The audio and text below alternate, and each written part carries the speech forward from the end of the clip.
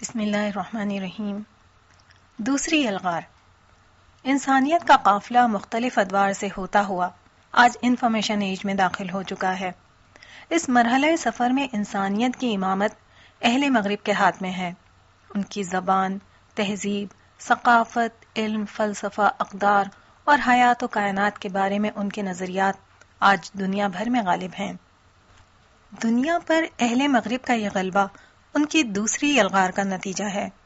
ان کی پہلی یلغار صنعتی دور کے آغاز میں ہوئی تھی، مگر اس وقت ان کا غلبہ سیاسی نوعیت کا تھا۔ ان کے تہذیبی اثرات محکوم اقوام کی اشرافیہ ہی تک محدود تھے۔ تاہم آج جب سیٹلائٹ، کمپیوٹر اور انٹرنیٹ کی غیر معمولی ترقی نے دنیا کو حقیقی معنوں میں ایک گلوبل ولیج بنا دیا ہے، مغربی فکر و تہذیب ذرائع ابلاغ کی طاقت سے معاشرے کے ہر طبقے میں سرایت کر رہی ہے۔ ہمارا تہذیبی ڈھانچہ، اخلاقی اقدار اور اعتقادی نظام سب مغرب کی اس دوسری یلغار کی زد میں ہیں۔ اس میں شک نہیں کہ اس یلغار کا پہلا نشانہ ہمارا تہذیبی ڈھانچہ اور اخلاقی نظام بنے ہیں، لیکن اس کا آخری ہدف ہمارا مذہبی اور اعتقادی نظام ہی ہوگا۔ یہ بنیادی حقیقت کہ عالم کا ایک پروردگار ہے جو کائنات کا نظام براہ راست چلا رہا ہے۔ وہ اپنے رسولوں کو لوگوں کے پاس بھیجتا ہے تاکہ وہ اس کی مرضی سے لوگوں کو آگاہ کریں۔ پھر ایک دن وہ اپنے وفاداروں کو بہترین جزا دے گا اور منکروں کا احتساب کرے گا۔ یہ باتیں الحاد اور انکار خدا یعنی ایتھیزم پر مبنی مغربی فکر کے تحت لوگوں کو ناقابل یقین لگتی ہیں۔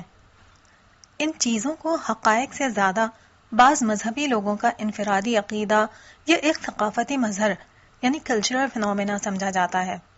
جدید دنیا میں مذہبی افکار سے متعلق یہ تصورات عام ہیں، مگر ہمارے ہاں پچھلی 2 نسلوں میں مذہبی فکر کے غلبے کی بنا پر یہ چیزیں نمایاں نہیں ہو سکی تھیں۔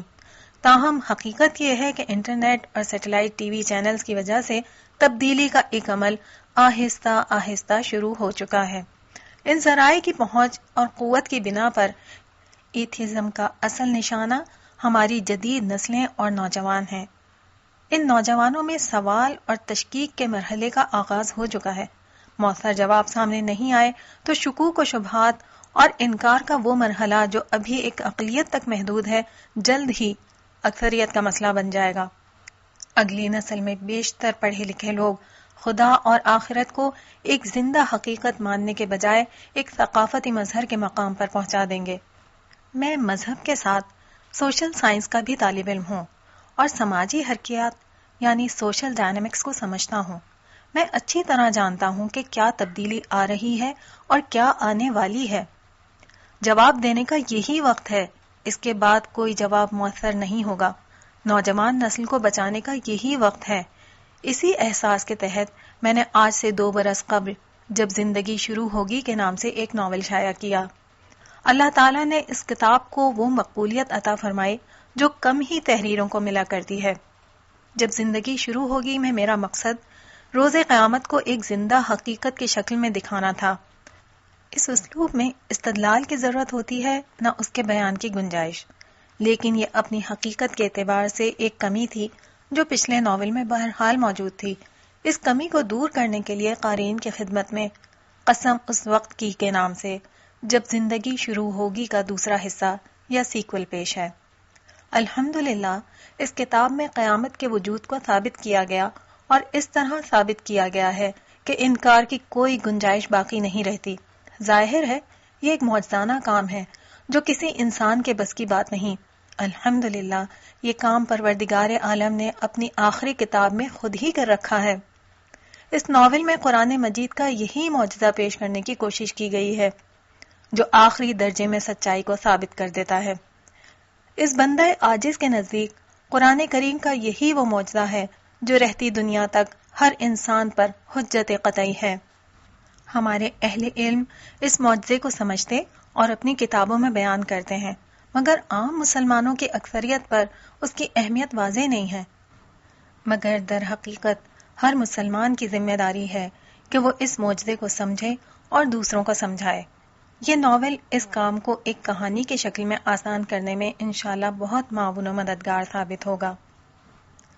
میں نے اس ناول میں قرآن مجید کے اصل استدلال کے ساتھ کئی اور پہلوؤں سے اسلام پر ہونے والے اعتراضات کا جواب بھی دیا ہے۔ یہ وہ سوالات اور اعتراضات ہیں جو لوگ برسہ برس سے میرے سامنے رکھتے رہے ہیں۔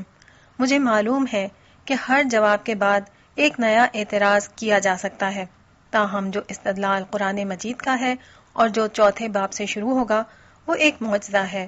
اس کا جواب دینا ممکن نہیں۔ میرے پیش نظر اسی کا بیان ہے۔ باقی جو کچھ ہے وہ اسی کے ذیل میں ضمنی طور پر بیان ہوا ہے۔ قرآن مجید میں یہ استدلال جگہ جگہ بکھرا ہوا ہے، مگر اس کی ایک مختصر مگر جامع ترین سورۃ العصر کو بنیاد بنا کر میں نے اس ناول کی بنیاد اٹھائی ہے۔ ناول کا نام قسم اس وقت کی اسی سورت کے ابتدائی الفاظ والعصر سے ماخوذ ہیں۔ آج کے انفارمیشن ایج میں انکار خدا و آخرت پر مبنی مغربی فکر علم کے بجائے ثقافتی روایات، تہذیبی اقدار اور میڈیا کے ذریعے سے ہماری نئی نسلوں کو متاثر کر رہی ہے۔ میں نے بھی ان سوالوں کا جواب دینے کے لیے علمی طریقے کے بجائے اسی طریقے کو اختیار کیا ہے جو مغربی فکر کا طریقہ ہے، یعنی علمی کتاب لکھنے کے بجائے جذبات و احساسات پر مبنی ایک دلچسپ کہانی کی شکل میں نوجوان نسلوں کو مخاطب کیا ہے جو عام طور پر دین سے دور ہیں۔ مغرب کی اس دوسری یلغار کا چیلنج اتنا بڑا ہے کہ اس کے لیے کم از کم ایک پورے میڈیا گروپ کو وقف ہونا چاہیے۔ اس کے وسائل میرے پاس نہیں ہیں۔ میرا ہتھیار ایک بے مایہ قلم اور ایک خامہ خام ہے۔ یہ قلم نوائے حق بن کر ناول نگاری کے اسلوب میں الحاد کے ٹڈی دل لشکر کے سامنے صف آرا ہوا ہے۔ اس غیر متوازن جنگ میں تنہا اترنے کی جرت مجھ میں اس یقین کی بنیاد پر پیدا ہوئی کہ یہ دراصل خدا کی جنگ ہے۔ اس جنگ میں کوئی ہمارے ساتھ ہو نہ ہو، پروردگار عالم ضرور ہمارے ساتھ ہے۔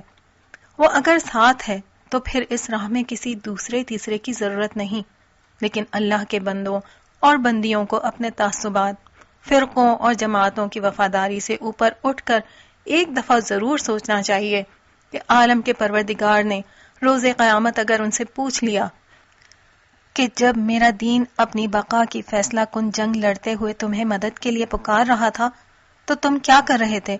سینے میں دل کی جگہ اگر پتھر نہیں تو سوچنا چاہیے کہ لوگ اس بات کا کیا جواب دیں گے، ہم لوگ اس بات کا کیا جواب دیں گے۔ ابو یحییٰ 26 اکتوبر سن 2012 یوم الاربعاء سن 1433 ہجری۔